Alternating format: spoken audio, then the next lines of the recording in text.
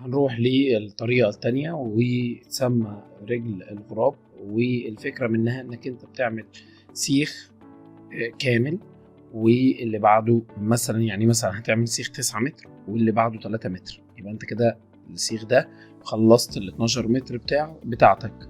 فاللي يحصل عندك انك لما تيجي عند العمود هنا تلاقي في سيخ كامل مغطي منطقة العمود، والسيخ اللي بعده مثلا ممكن يبقى موصول فيه، والسيخ اللي بعده كامل، والسيخ اللي بعده موصول. وطبعا احنا بنعمل الوصلة اللي هي 60 الفاي عشان ايه؟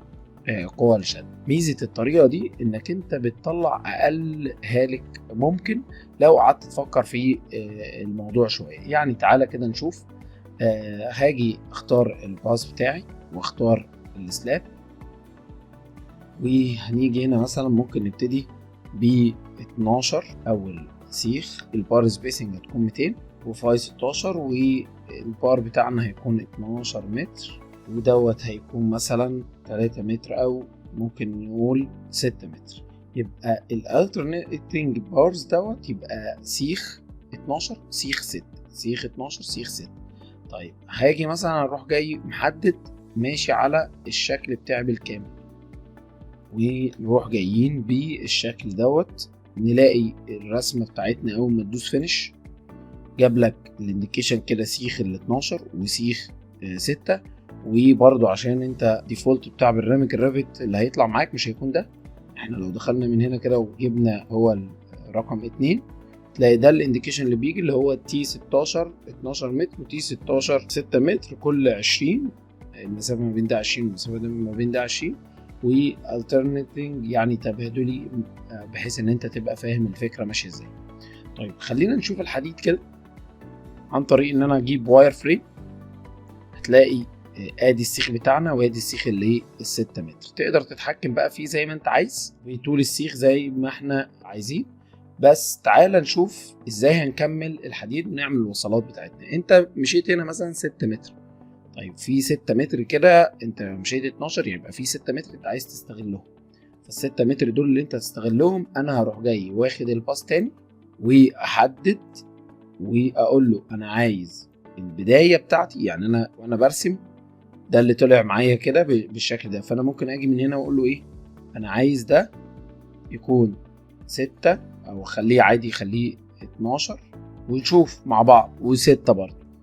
طيب هتيجي منين؟ هاجي مثلا من هنا كده اهو، او ممكن اجي من العكس عشان يجي يظبط معايا على طول.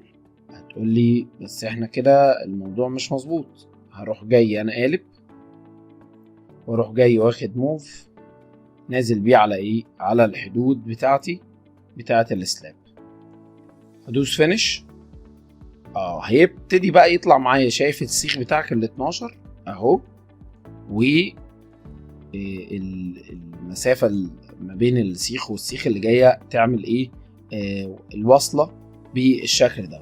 تقول لي انا ملاحظ ان الوصلة زيادة شوية. انا لو جيت بصيت كده جبنا مثلا الميجور وجيت اقيس المسافة دي، فالوصلة داخلة في 2 متر. لا انا مثلا 60 فاي. احنا الفكرة ان انا ممكن اقلل، يعني ممكن اخلي ده اهو 5 كده انت شبه بقت متر. ولكن خلي بالك ان لما انت عملت 5 انت كده طلعت متر فاضل عندك.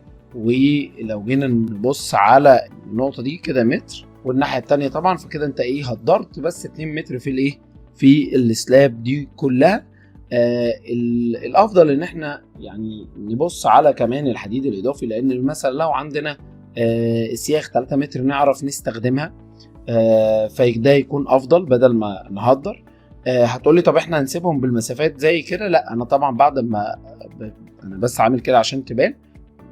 طيب عشان نظبط النقطة دي ممكن نروح جايين ماسكين السيتس اللي تحت دي ونعمل edit pass كده، نروح جايين ظابطين الخط بتاعنا على الخط ده. هنا عشان كان بس واخد فيه كفر عشان كده طالع بيه الشكل ده. ممكن ناخد ده مع الجزئية بتاعتنا اللي هي دي اهي، فتلاقي كده هيطلع معانا مظبوط.